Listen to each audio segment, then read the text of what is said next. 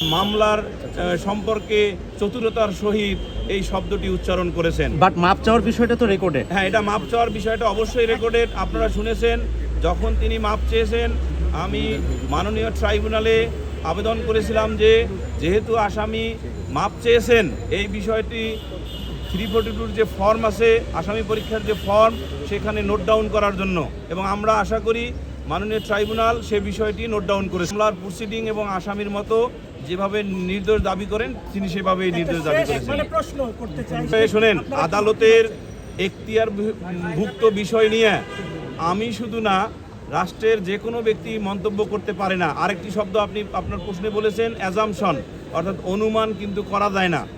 আদালতের এখতিয়ারের বিষয়ে অনুমান করা যায় আচ্ছা, না। আপনারা না যেভাবে গতি প্রকৃতি সেইভাবে প্রত্যাশা করা যায় কিনা, প্রত্যাশার কথাটা আমরা আগামীকাল যুক্তিতর্ক উপস্থাপন শেষ করব, তারপর মাননীয় ট্রাইব্যুনাল তার স্বীয় বিবেচনায় যে তারিখ নির্ধারণ করবেন সেই তারিখে রায় হইবে।